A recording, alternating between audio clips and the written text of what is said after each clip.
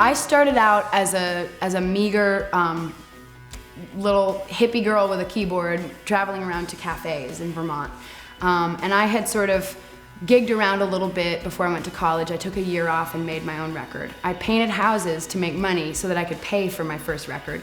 And then I kind of used the record as my essay. I was too lazy to actually write an essay to get into college, so I just made this album and sent it to the colleges and hoped that people could think outside the box and say, oh, this girl, you know, is clearly choosing path of music. I started out as a keyboard player because I loved what a keyboard looked like. It looks like a game to me. When as a kid looking at a keyboard, it just looked like all these awesome buttons that you can push that make noises, and if you push the right ones next to each other, it sounds cool. And then if you spread your fingers out and you're stretching your hands, I mean, there's just so much you can do with a keyboard. So I got really into learning how to play the piano by ear. And as much as I like that, I just didn't think it was look for me. It wasn't, you know, so I wanted to be that girl with the mean guitar in the front of the stage. So not knowing anything about how to play guitar, I just picked one up one day and started playing it. So that's how I learned. I just wanted to be like Keith Richards, playing at a place called the Java Barn. And I was performing Otis Redding songs and Neil Young and Joni Mitchell, and then every once in a while I would tuck my own song in there, but I wouldn't tell anybody it was original. And he heard one song called Apologies and came up to me at the end of the night and said, I want to start a band with you. I've got this guy Scott, he's awesome. He plays bass in this one band, but I think he's a killer lead guitar player. Let's just do it, let's see what happens. So we listened to a lot of James Brown and the band and the Kinks and T-Rex, and went up to Ottawa and would buy records with our very last of our milk money, and stay up late at night eating spaghetti and Ritz crackers and drinking boxed wine, and sort of dreaming about the day that we would be a great rock and roll band. And now we are.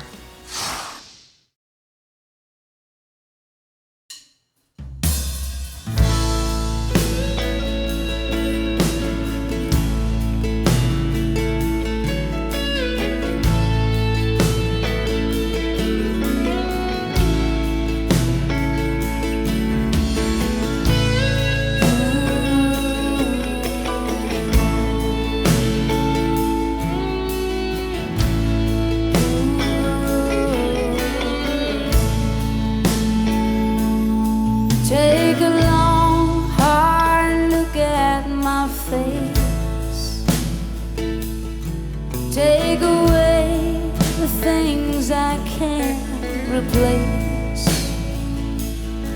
Take my heart, go on, take it away. I've got nothing to say.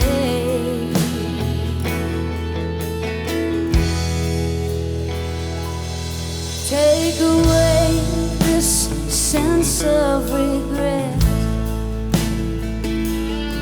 Take the things I need to forget. Take the mistakes I haven't made yet. They're all I have left.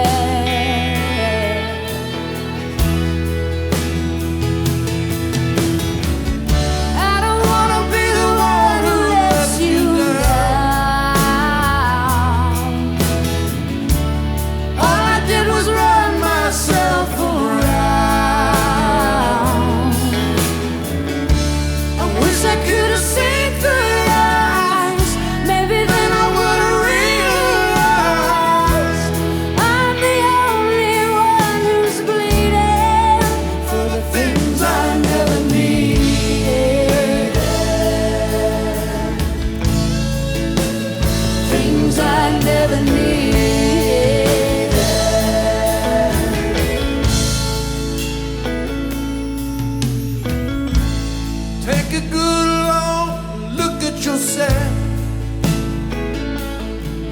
take the weight of anyone else,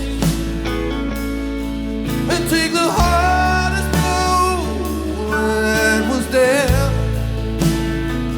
It's all on your shoulders.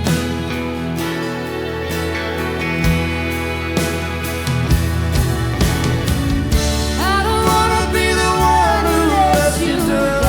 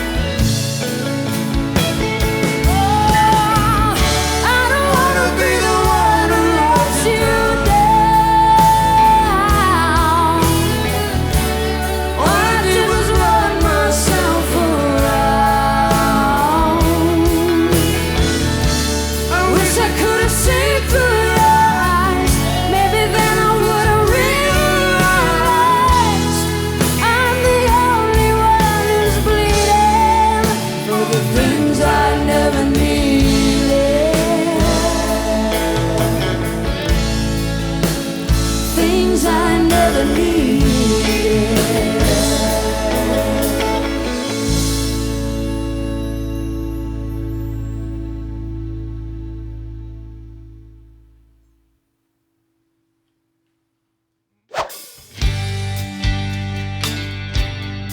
And cooking in the kitchen, we have Joel from the restaurant that's near here called Community Table. And everybody tells me it's a fantastic restaurant. My sister eats there all the time, and we're gonna make some gazpacho for y'all. My name is Joel. I'm from Community Table Restaurant. Community Table is a restaurant that serves local food from local farms. And we're just here to support the local community and the farmers. We got first of the season heirloom tomatoes that I want to do a gazpacho. This stuff is coming in right now. This is exactly right. I know, because it's outside. It's These coming heirlooms in. are beautiful too. These ones were picked just yesterday. Yeah. And I like to do it really traditionally, the way they do it in Spain. So What can I do? Let me help. we got this cucumber here, and this know was I'm your actually girl. from Old Forge Farm in Wasaic. And so I'm gonna give this to you, and you've got a peeler right here, Fabulous. and you peel that up. I can't wait. This is great. Basically what we have here is cucumbers and all the different heirloom tomatoes that we see here, and some of this pepper. This is the first of the season pepper. Guy came yesterday and brought me this pepper, and he's like, "This is the first one," and I mean you won't see peppers for another few weeks, so we're really lucky. Exactly. Really lucky. So I'm gonna start here. I got a few onions, just a couple. Got some tomatoes in here. Those cucumbers. How much do you use all the way to the peel? Do you usually? I'll use about half of it per round.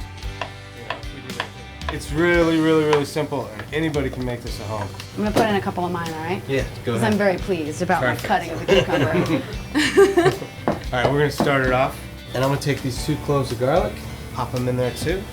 Take a little bit of salt, and this is smoked paprika. I love it. And this is one of my favorite things to put in the soup because this is the real one, the La Chanita Pimentón. The Yeah. Spanish paprika? Yeah, That's the good stuff. the killer one. A little bit of fresh cracked pepper, and a little bit for heat, a little chili flake, just a tiny bit.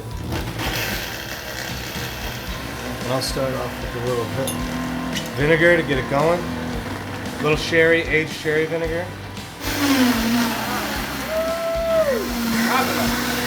Gazpacho party.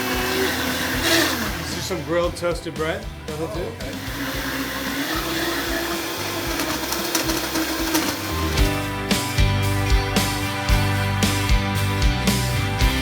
And then pretty much after that blends up, it's like you give it 15 seconds, 10 seconds. It's flying out.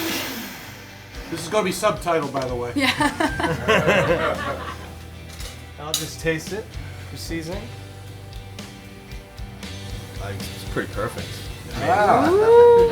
You're not surprised. Look at how thick that color is. And That this is is just the Vitaprep and the olive oil and the bread make it this terrific creaminess to it. Yeah. And I'll just garnish it with a little bit of these breadcrumbs. And I'm going to try. Please. Here we go. That is perfect. Oh man, it's so good. The smoke. That so smoke easy is to make. amazing. So easy to make. You can make 5 minutes. You got gazpacho. All right. Gorgeous.